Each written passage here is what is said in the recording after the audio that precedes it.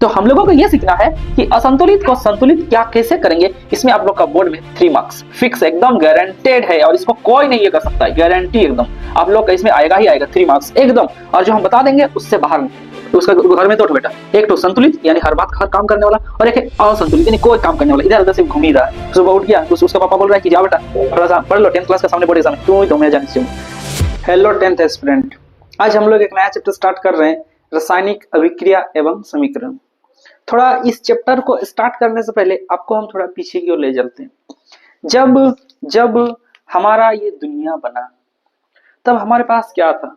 ये जो पृथ्वी बना हमारे पास क्या था? क्या हमारे पास टेलीफोन्स थे? क्या हमारे पास मोबाइल्स थे? क्या हमारे पास कंप्यूटर्स थे? तो नहीं थे। यहाँ तक हमारे पास पानी भी नहीं था। तो दुनिया में क्या है? परिवर्तन ही नियम है। दुनिया का नियम ही है परिवर्तन। क्या नियम है? परिवर्तन, चेंज ही दुनिया का नियम है। आज हमारे पास एक प्लेट्स है, एक थाली है ना, एक अगर हम लोग ध्यान से देखें चटाई है घर में बैठने का, चेयर है, तो ये लकड़ी से ट्रांसफर होकर बना है, प्लास्टिक से ट्रांसफर होकर बना है, मेटल से ट्रांसफर होकर बना रहा है। तो हर एक चीज एक फॉर्म से दूसरे फॉर्म में चेंज हो रहा है। तो इसी से हम लोग समझते हैं कि परिवर्तन क्या चीज है। तो परिवर्तन का मतलब होता है जब एक चीज से कोई दूसरा चीज में बदल जाता है, उस चीज को हम लोग परिवर्तन बोलते हैं।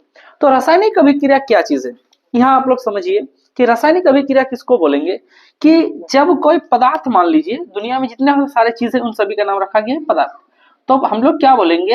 रासायनिक अभिक्रिया किसको बोलेंगे कि जब कोई पदार्थ अकेले या किसी अन्य पदार्थ से, जब कोई पदार्थ अकेले या किसी अन्य पदार्थ से क्रिया करके एक या एक से अधिक भिन्न गुण वाले नए पदार्थों का निर्माण करता है, तो इस प्रक्रिया को हम लोग बोलते हैं रासायनिक अभिक्रिया।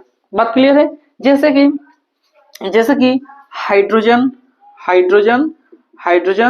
और ऑक्सीजन जब मिला, तो हाइड्रोजन और ऑक्सीजन जब मिला तो ये क्या बनाया? जल बनाया। क्या बनाया? जल। ये क्या है? हाइड्रोजन एक अलग तत्व है और ऑक्सीजन एक अलग तत्व है। इसको हम लोग क्या बोलेंगे? रासायनिक अभिक्रिया। जब कोई पदार्थ अकेले या किसी अन्य पदार्थ से क्रिया करके एक या एक से अधिक भिन्न गुण वाले नए पदार्थों का निर्माण करता है, तो इसी प्रक्रिया को हम लोग बोलते हैं रासायनिक अभिक्रिया। अब एक जरा समझिए कि रासायनिक अभिक्रिया और भौतिक अभिक्रिया, इन दोनों में डिफरेंस क्या है, यानी रासायनिक परिवर्तन और भौतिक परिवर्तन। रासायनिक परिवर्तन में क्या होता है? एक नया चीज बनता है। क्या बनता है? कोई नया चीज जो पुराने वाले चीजों से अलग रहता है। लेकिन भौतिक में क्या होता है कि एक नया चीज तो बनता है, लेकिन जो पुराने वाले चीज है उसी से ये टूट कर बनता है, यानी उसका गुण और इसका गुण एकदम है सेम टू सेम रहता है। जैसे कि एक लकड़ी को काट के हम लोग क्या बना दिए? एक चेयर बनाए। ये क्या हो गया? तो ये हो गया भौतिक। क्या हो गया? भौतिक। लेकिन वही लकड़ी को क्या कर दिए हम लोग? बर्न कर दिए, जला दिए, तो ये क्या बन गया? राख। अब वो वापस से लकड़ी नहीं बन सकता है, तो उसको हम लोग बोलेंगे रासायनिक परिवर्तन। क्या बोलेंगे? रासायनिक परिवर्तन यानी रासायनिक अभिक्रिया। बात यहाँ तक क्लियर है? तो समझिए क्या है रासायनिक अभिक्रिया। क्लियर है? अब जैसे कि हाइड्रोजन और ऑक्सीजन ये दोनों मिलकर क्या बनाया? जल बनाया। ठीक है? तो हम लोग क्या कहेंगे कि रासायनिक अभिक्रिया हुई कब हुई? जब किसी में नया चीज बना, गंध में परिवर्तन, रंग में परिवर्तन, अवस्था में परिवर्तन जब हुआ, तो उसको हम लोग बोलेंगे रासायनिक अभिक्रिया। ठीक है? इसका डेफिनेशन आप लोग लिख सकते हैं। तो रासायनिक अभिक्रिया क्लियर। अब समझिए कि रासायनिक समीकरण क्या चीज है। रासायनिक अभिक्रिया यदि क्लियर हो गया तो समझिए कि रासायनिक समीकरण क्या चीज है।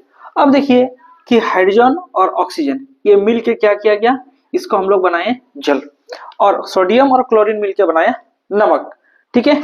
अब एक बीकर में ये मान लीजिए इसमें है सोडियम। क्या है? सोडियम। क्या है? सोडियम। और इसमें है क्या है? क्लोरीन। क्या है? क्लोरीन। जब इन दोनों को मिला देंगे तो हम लोग क्या मिला? एक हम लोग को नमक मिला। क्या मिला? नमक। तो हम लोग इसको इस तरह से लिखेंगे, इस तरह से लिखेंगे। अब देखिए हर बार में सोडियम को, क्लोरीन को, नमक को लिखने में बड़ा, तो इसीलिए इसका क्या किया जाता है? इसका शॉर्ट फॉर्म लिखा जाता है। जैसे कि आप लोग का स्कूल के जो प्रिंसिपल होंगे, जो हेडमास्टर होंगे, वो क्या करता है? उसका नाम है कुछ में अमुक फल्ला ये, अब वो क्या करता है? शॉर्ट में साइन कर देता है। तो उसी का नाम का एक शॉर्ट फॉर्म, उसका साइन होता है जो उसको रिप्रेजेंट करता है। तो ठीक उसी तरह से क्या है? कोई भी रासायनिक जो अभिक्रिया होगा उसमें भाग लेने वाले जो पदार्थ हैं, तत्व और यौगिक, उसका एक संकेत और सूत्र की सहायता से, उसके संकेत और सूत्र की सहायता से जो उसका संक्षिप्त निरूपण होगा उसी को हम लोग क्या बोलेंगे, रासायनिक समीकरण।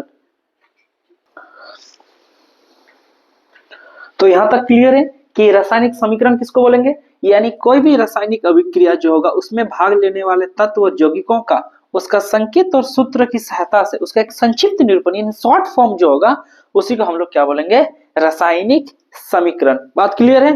अब थोड़ा समझते हैं कि रासायनिक समीकरण को लिखते किस तरह से, कि रासायनिक समीकरण को लिखते किस तरह से, कि मान लीजिए क्या है, हाइड्रोजन और ऑक्सीजन बना, हाइड्रोजन और ऑक्सीजन मिलकर क्या बनाया, जल बनाया। ठीक है, चलिए मान लेते हैं क्या, हाइड्रोजन और ऑक्सीजन मिलकर जल, यही हम लोग तो बचपन से पढ़ते आ रहे हैं कि हाइड्रोजन और ऑक्सीजन मिलकर जल बनाया। तो एक जगह पर एक बीकर पर हाइड्रोजन, क्या है, हाइड्रोजन, और एक में है ऑक्सीजन, क्या है, ऑक्सीजन, इन लोग मिला के बना दिया जल, क्या बनाया, जल।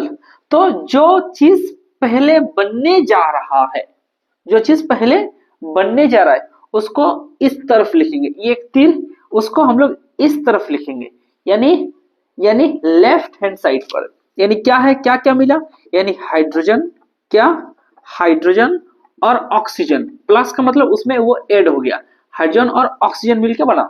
ठीक है, ये मिलके क्या बनाया, तो ये जल बनाया, क्या बनाया, जल बनाया। बात यहां तक क्लियर है। अब देखिए ये जो हाइड्रोजन है, हाइड्रोजन को हम लोग हमेशा लिखते हैं H2, क्यों लिखते हैं तो आपको 9th क्लास में पढ़ाया गया होगा। ठीक है, नहीं भी तो कोई दिक्कत नहीं, आप कमेंट कर दीजिए, हम उसको चीज को क्लियर कर देंगे। ठीक है, ऑक्सीजन यानी इसको लिखते हैं O2, क्यों लिखते हैं, क्यों लिखते हैं, इसका कोई ना कोई रीजन होगा।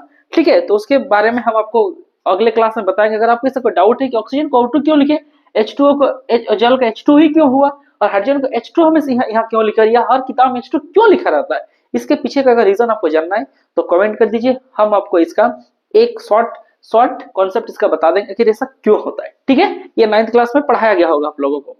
अब देखिए कि ये एक अभिक्रिया हुआ, रासायनिक अभिक्रिया, ये चीज क्या था, पहले था, ये परिवर्तन होकर ये चीज बना। तो अभिक्रिया में ये पदार्थ जो अभिक्रिया में भाग लेते हैं उन लोगों को बोलते हैं अभिकारक, क्या बोलते हैं, अभिकारक, क्या बोलते हैं, अभिकारक। और जो बाद में बनते हैं, अभिक्रिया के फलस्वरूप जो चीज बनते हैं उन लोगों को बोलते हैं उत्पाद, क्या बोलते हैं, उत्पाद। जैसे कि आप दुकान से आप लाए चावल, दाल, है ना, नमक, आलू, इन सभी चीजों को आप मिला दिए और मिलाने के बाद बना दी खिचड़ी, क्या बना दिए, खिचड़ी। तो खिचड़ी बनने से पहले क्या क्या था, ई लोग था, तो इन लोगों को बोलेंगे अभिकारक, और जो इसके बाद हुआ उन लोगों को उसको बोलेंगे उत्पाद, यानी इसको बोलते हैं रिएक्टेंट, क्या, रिएक्टेंट, और इसको बोलते हैं प्रोडक्ट। बात क्लियर है। अब एक क्वेश्चन आएगा कि मान लीजिए A प्लस बी ये बनाया AB, इसमें अभिकारक कौन कौन हुआ, A और B, उत्पाद कौन हुआ, AB। बात क्लियर है, उत्पाद कौन हुआ, AB। इस चीज को हम लोग को समझना है। बात क्लियर है। तो अभिकारक क्या है, वे पदार्थ जो अभिक्रिया में भाग लेते हैं वे अभिकारक कहलाते हैं, और वे पदार्थ जो अभिक्रिया के फलस्वरूप बनते हैं उन्हें उत्पाद कहते हैं, उन्हें क्या कहते हैं, उत्पाद कहते हैं। क्वेश्चंस एक बार ऑब्जेक्टिव 2017-18 में शायद पूछा होगा कि इनमें से कौन दिए गए अभिक्रिया में कौन अभिकारक है। तो क्वेश्चन था magnesium plus chlorine, magnesium chloride. तो मैग्नीशियम और क्लोरीन क्या हुआ, अभिकारक हुआ, और मैग्नीशियम क्लोराइड क्या हुआ, उत्पाद हुआ। अगर इस बात क्लियर है तो हम लोग आगे बढ़ते हैं। ठीक है, तो उत्पाद को किधर लिखा जाता है, इस तरफ, अभिकारक को किस तरह लिखा जाता है, इस तरफ।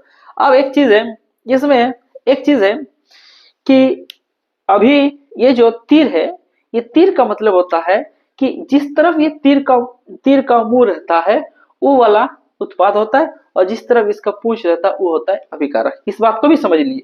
अब जिसे मान लीजिए यही अभिकारक ये लिखा रहे, ये अभिकारक इस तरह से लिखा रहे कि ये इस तरह से, मतलब इधर उत्पाद इधर अभिकारक। अगर इस तरह से लिखा रहे तो इधर अभिकारक इधर उत्पाद इधर अभिकारक, और इसका मतलब अगर लिखा रहे इज रिवर्सिबल, इसका मतलब ये अभिकारक भी उत्पाद भी, अभिकारक भी उत्पाद, यानी ये चीज इससे बनता है, इससे वापस ये चीज बनता है। बात क्लियर है। तो अगर क्लियर है तो हम लोग आगे की ओर बढ़ते हैं। ठीक है,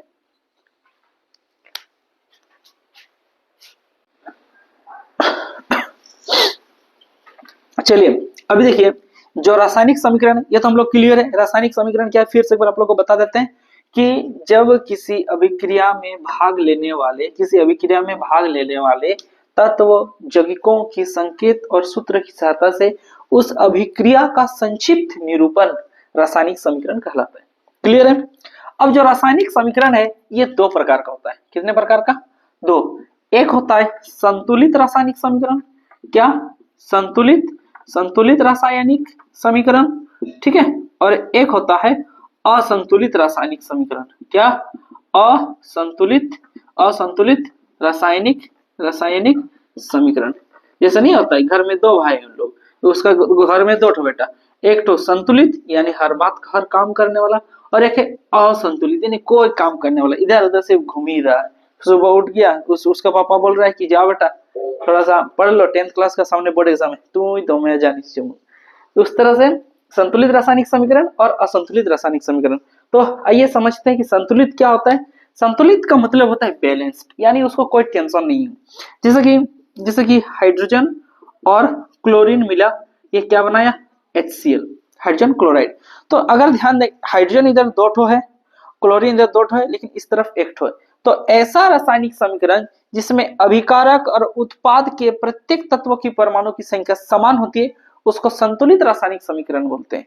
और ऐसा समीकरण जिसमें अभिकारक और उत्पाद के तत्व की प्रत्येक परमाणु की संख्या असमान होती है, उसको असंतुलित रासायनिक समीकरण। इसका मतलब ये क्या है? ये एक असंतुलित रासायनिक समीकरण है।